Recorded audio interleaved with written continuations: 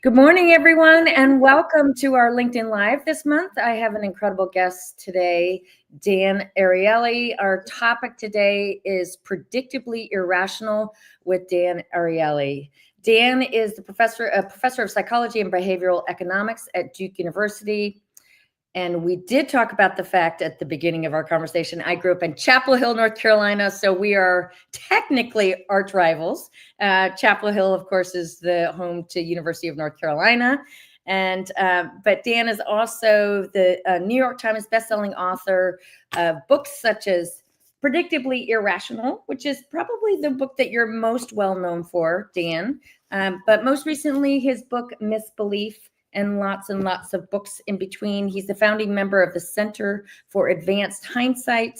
And one of the things that I love about your approach, Dan, is just how personable you are in your writing. And you really try to present your findings in a way that is accessible to many of us, to people like myself. And so I really appreciate how much you've really helped us to understand how all of us in frustrating ways are in fact predictably irrational, how we can work with our nature, and also how we can work with kind of our larger society writ large in order to lead better lives. So with that, Dan, welcome. Let me just say my next book, which I hope will be published sometimes this year, is a kid's book. It's a book. Okay. The first time I'm writing a kid's book. It's a kid's book on self-control and procrastination. So well, that is really a good book for me, because that is what I struggle with more than anything is procrastination, and certainly something I struggled with as a kid. But I love that you have that. And you also have a graphic novel that, while that's not necessarily specifically a kid's book, it's something that I think that works well in families as well. And one of the things that I really liked about when you spoke about the graphic novel that you wrote, Amazing Decisions, the illustrated guide to improving business deals and family meals, is that you spoke about how the fact that it's a graphic novel helps people to slow down and provides more opportunities for pondering. So perhaps we could start there about, given the world that we're in right now, and I know that you are particularly experiencing that firsthand being in Israel right now. Why is it so important for all of us to slow down and ponder a little bit? So look, very few of us would look at the situation that we're in and we would say we're really happy with what's going on. There's lots of tragedies happening in the last few years, and I think it's kind of seems to me to be intensifying. And some of it is nature, a hurricane from time to time. Much of it is man's made. And the question is, how much is it entering into our lives and making us less able in some capacity? Stress is stressing us out, affecting our aspiration, romantic life, family life, quality, or whatever it is. And the thing is that as long as we are in the rush of life, it's very hard to stop and change anything. Kind of, we look at this and we say, this is what we have. This is the environment that we have. This is what we were given. But as you slow down and stop, it's a time to ask yourself, am I in a situation where I can change something? And I'll give you a very strange analogy for this. I recently became an end-of-life doula. I don't know if you know this profession. It's a profession that people who help people with the last phase of life. And I interviewed about 100 end-of-life doulas about what's a good end of life. And they said 4 things. They said no pain, no loss of dignity in the body, surrounded by love, and feeling a sense of legacy. But then I asked them and a bunch of palliative care physicians. I said, imagine people when they get diagnosis of terminal illness, and it will come. I'll get back to your point, I promise. We talk to people when they get a diagnosis for terminal illness, and they have usually between diagnosis and end of life, people have slightly more than 5 years. And you say, imagine you got people at that point, and at that point they got into your care, palliative care, end of life doulas. We take care of quality of life, and time passes, and we help them in every aspect of them, and then they pass away, of course, very sad. And then imagine that people pass away, and half an hour afterward, you wake them up. I know it's not possible, but for the story, and you say, you can repeat one of the chapters of your life again. Which one would you repeat? And most of the palliative care physicians say the last chapter. Now, it's very strange because, of course, nobody wants to die. How come this last chapter, these 5 years or so, can be so meaningful, could be so such a wonderful chapter? And the reason is that we often don't stop and think about life. And this message of you have a terminal illness diagnosis often gets people to stop and make the changes they should have made anyway. So, if you think about that point in time, imagine each of us would ask the question: if we got now a terminal illness diagnosis with a substantial amount of time, not something short, it would certainly get us to stop and ponder. Now, we can't stop and ponder every day. It's exhausting, it's difficult, but once in a while, it's important because we can say, what are the things in our lives, the big things that are not serving us well? So, people sometimes ask this when they get the midlife crisis. Sometimes they ask it when they get a terminal illness diagnosis. But the reality is that we need to slow down and think about what is happening to us without us thinking and wanting so much, and what are the things we can take control over. I love this idea of stopping and pausing to really consider what are the big things that are not serving us. And I do think that it's interesting, kind of that end of life perspective could in fact be a driver for us becoming perhaps a little less predictably irrational, which of course is what you're most known for, this really breaking down how we are so unbelievably predictably irrational. And on a kind of more mundane level, how many of us set New Year's resolutions. Here we are 22 days in. Most of us, myself included, are not doing so well on our New Year's resolutions. One of my New Year's resolutions was that I was going to write in my journal every day. I think I've written in it about 5 times. So talk with us a little bit about just this premise of how we are all, with few, if any, exceptions, predictably irrational. Okay, so my metaphor for the human mind as a decision-making apparatus is that it's a vintage Swiss Army knife. And let me explain what I mean. So look, a Swiss Army knife is not a particularly good tool for anything. There's not a task that you would say, oh, I need a can opener, let me go to the Swiss Army knife. Or I need tweezers, let me go to the Swiss Army knife. It's not particularly good at anything, but it's sort of okay in lots of things. And our mind is kind of like that. We were designed with the mind, with the tool, to deal with lots of tasks, none of them perfectly, but they're quite well in a compact way.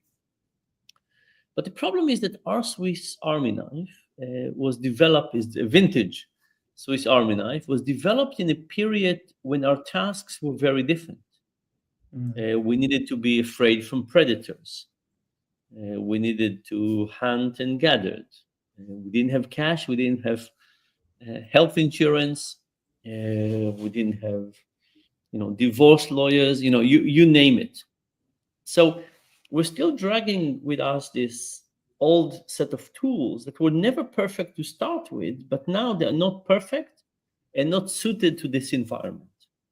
So now when we come to approach a new problem, those are the tools that we have.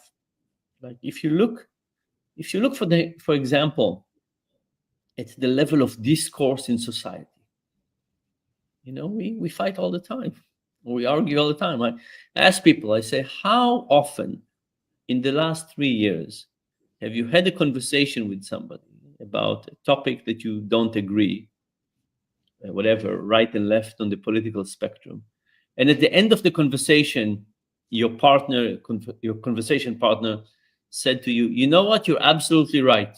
I've changed my mind." People said almost never. Most people say never. And then I said, how come it's your still go-to strategy to try and argue with people? These are the tools that we have, and they're not that good, and they're not suited for the current environment.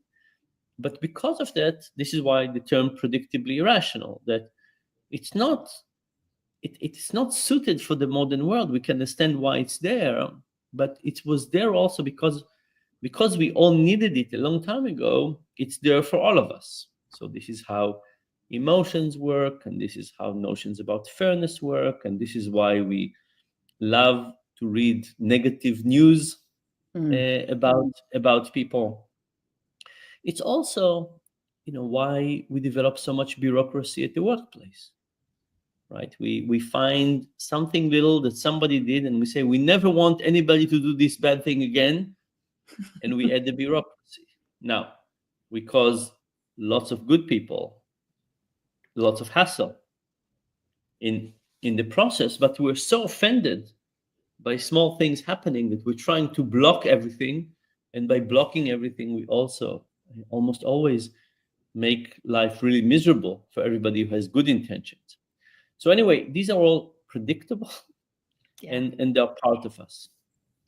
Now, in terms of New Year resolution, many of us create ones that are out of scope, way too hard to achieve. And then when we fail, we think of ourselves as failures.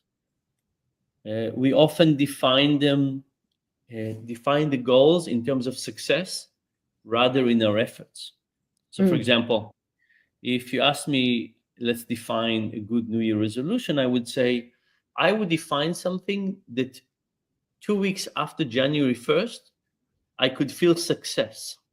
A lot of things we need in life is energy. Life is kind of a marathon that we don't know where we are, and we need energy for all of those things. And anything we develop, we want to develop it in a way that gives people the motivation to keep on going. Right? I want kids in school to feel motivated. I want us, in terms of our exercise and health and work, to feel motivated. The recipe of saying to people, this is terrible and miserable and awful, but you have to do it anyway all the time, that's not a winning recipe. So I would define goals in terms of shorter term goals with the opportunity to increase them later. I would define them in a way that people could feel successful and achieving. And I would also define them in terms of what we do rather than the outcome. So, for example, losing weight. Losing weight is a fine goal, but it's not fully in our control. It depends also on our biology and all kinds of things like that. I would define it by saying I'm stopping, no more soft drinks, or no more sugar in my coffee. Or I would define it as things that are more under my control, the things that are also part of other people's control or nature or something like that. For example, weight loss is also a function of sleep. So I don't want to give people a goal that depends on so many things. I want people to define what they want to do. So achievable, and in terms of what we can do, not in terms of outcomes. So basically set shorter goals so we can feel more successful along the way, and really focus less on the outcomes and more on the behaviors that we actually do to hopefully lead to that outcome. We do now we didn't finish. There's more. Okay. We can go for a long time on that, but I'll just give you one other thing. Let's think about your goal to write in your diary, which is very nice. And the first thing I would do, I would limit it. I would say, write at least one word in your diary. Like, okay, if you write one word, you can write more, but let's limit it to something else. But I would also want to put a question of when are you going to do it and how I'm going to make it easy for you. So, lots of things are easier to do in the morning. Why? Because the morning we start lots of things. It's very predictable, right? So if I say to you, I'm a coffee drinker, I don't know about you, but my usual morning routine is to come to the office, turn on my computer, go to make myself my first espresso, and during the process of making my espresso, to think about what it is that I most want to accomplish today. I don't open news, I don't open email, I try not to occupy my mind with those distractions. I want to come to the main task of the day with focus, with focus. So I do that, and then I go to my computer. I sit with my espresso, which I love, and I write half an hour, 45 minutes, or I make progress on the thing I want to do mainly today. Now, if I try to take this time, half an hour, and I put it in the evening, what exactly would start it? I don't know, but the morning is easier. So, so that's why it's easier to do rituals and habits and routines in the morning, because we have a trigger: getting to the office, first coffee, and so on. If you wanted to do something in the evening, I would basically say, when you brush your teeth, think about the one word, at least about the one word that would characterize the day. And then if you thought about the day, I would say, if you have time, think about the sentence that would characterize the day. And then I would say, write it down just after you finish brushing your teeth. So I would look for something that would create a timing opportunity to do the thing, because entering a new habit without the more general point aside from this is that the little details matter. And the question is, what will be the daily trigger for what it is that you want to accomplish? How would you escort a new habit in? If you just say something general like, oh, I'll start writing in my diary, it's too general. If you want to really do it, you have to think about how it gets into your life in a more specific way. Okay, well, that is quite, I've got lots of good ideas, including the one of think of one word and then expand it into a sentence, and thinking about what are the triggers that I'm going to incorporate into or that I'm going to leverage that are already in my daily routine to start doing that. So we've got lots of people joining us here, including our mutual friend, Jason. Jason, it's so nice to see you, along with everyone else. People are coming in from all over. Please submit your questions to Dan here, and I'm happy to extend those to Dan. But I want to talk a little bit about, and you kind of touched on this a little bit, Dan, about what I see being in the industry of wellness, specifically workplace wellness, but this really extends to wellness on a broader level as well, which is that as an industry, wellness is thriving. It's one of the fastest growing industries. And yet we as people are not. And a lot of what I am seeing, which is very similar to what you were capturing, I love your analogy of the vintage Swiss knife, Swiss Army knife, is that there's a disconnect between what we are biologically programmed to do and what we are now culturally asked to do. So can you talk a little bit about how we can start to reconcile that disconnect, so that in a time when so many of us are struggling, that we as people can start to thrive a little bit more? Yeah. So first of all, it's kind of like this metaphor of we sit all day and then we develop gyms.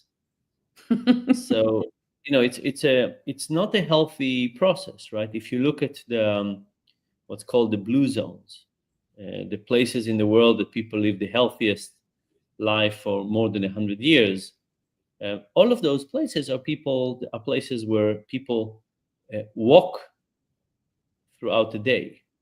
It's places where people meet with friends a lot, eat small amounts. We've developed a society that has a lot of efficiency, fast food, very efficient,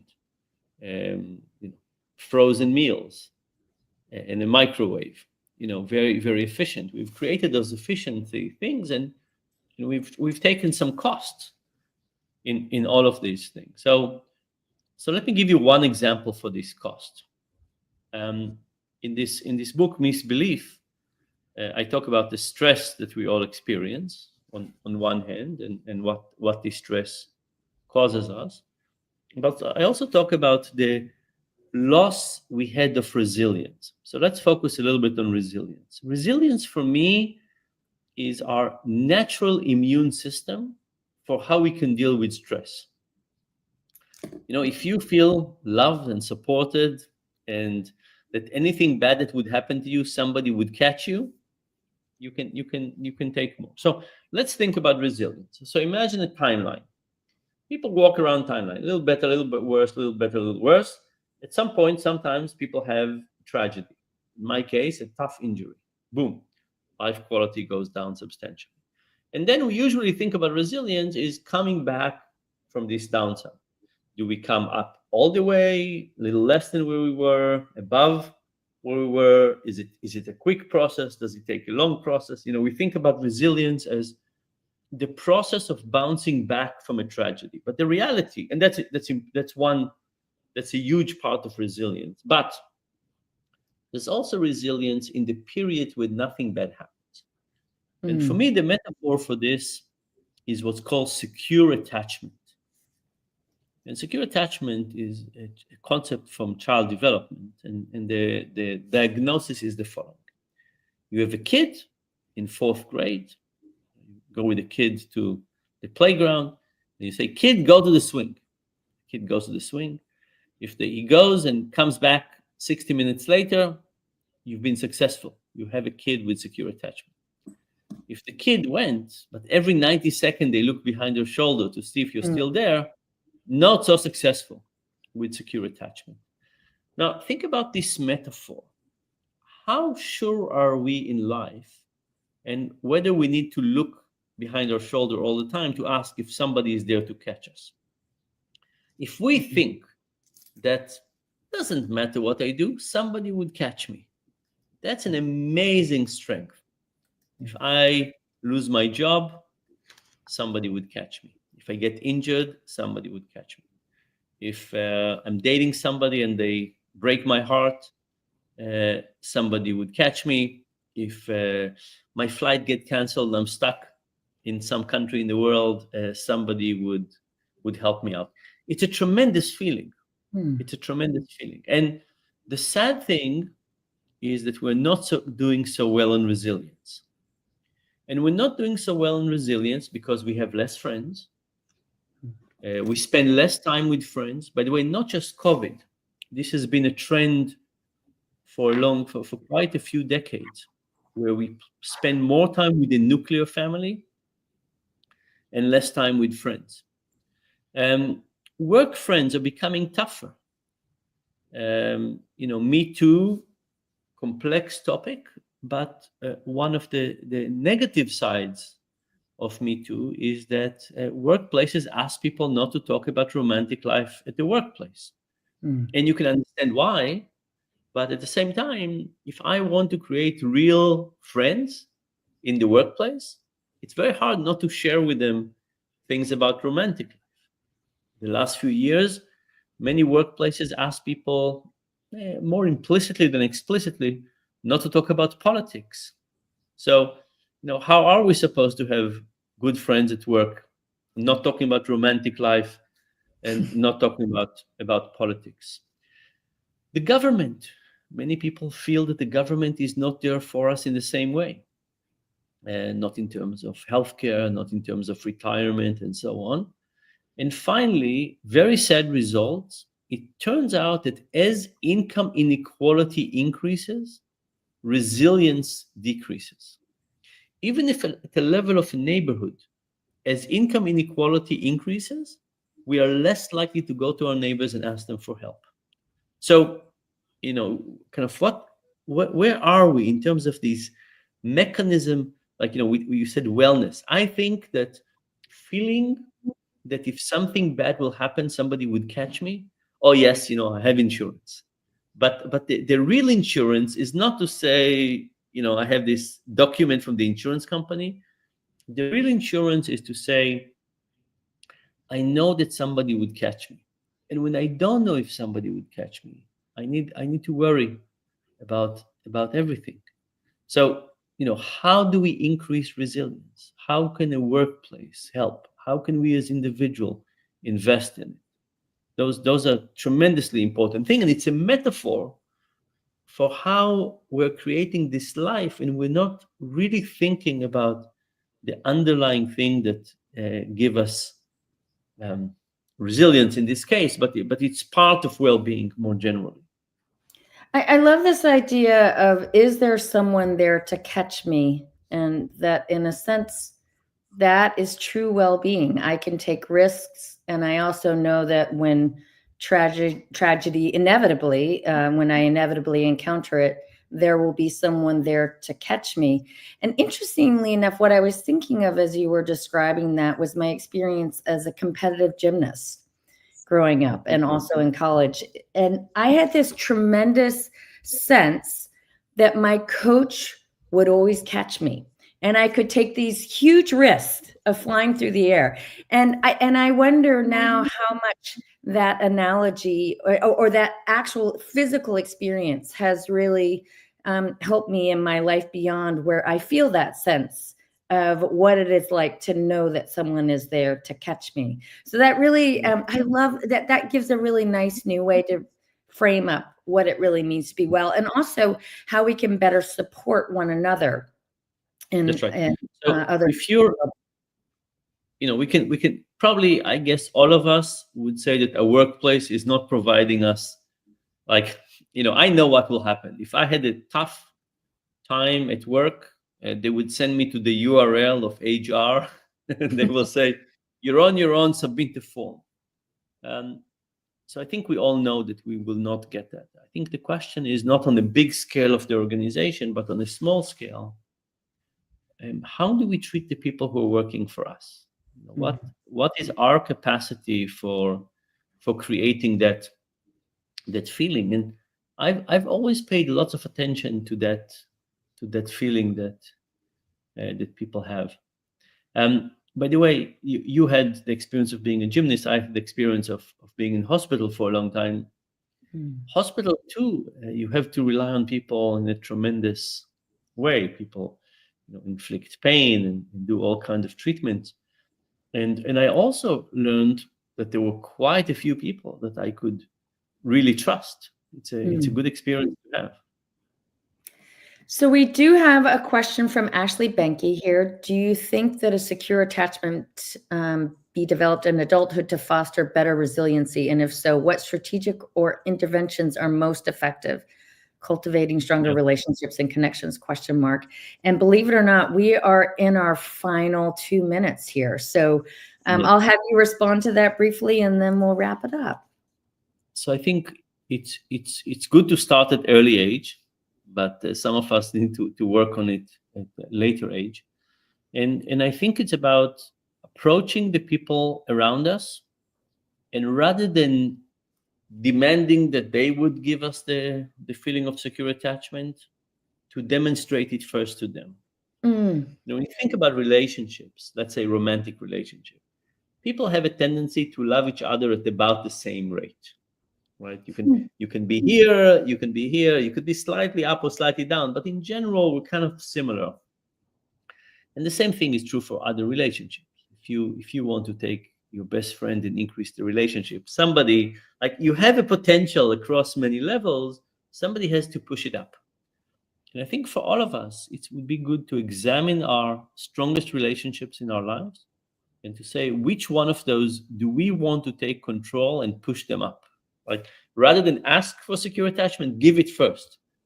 What will be the steps to make somebody realize that you can be counted on, and then you could get it back later, but start by demonstrating. So start with yourself and being the one to offer stronger, more secure attachment. Be the one who is there to catch the other person, so that the other person feels that sense that someone will be there to catch them. So Dan, how can people follow your wonderful work in our last couple of moments? So I have a website, danariely.com, DANARIELY. .com. I also have something on Substack now. I don't know if you know Substack, but I do. I'm posting random thoughts on Substack once a week. I'm enjoying that platform a lot. And then there'll be a kids book later in the year. Oh, and what's a TV show. It's coming out again. Go ahead. So I helped write a TV show called The Irrational on NBC. It's loosely based on my life, a professor that does research and helps the FBI solve crime. Okay, so we can, and you also have a card game, I understand, as well. So as well as many books, all of which, again, the element of these that I love so much, not only are they based in science, but they also are so personal and heartfelt. And I really appreciate how much you bring your full self to this conversation as we all try to contend with our predictably irrational, innate nature. Dan, I want to thank you so much for being our guest today. And I want to thank everyone who joined us in this conversation, and we will see you next month. Dan, thank you so much. Thank you. Lovely to spend time with you. Bye. Likewise.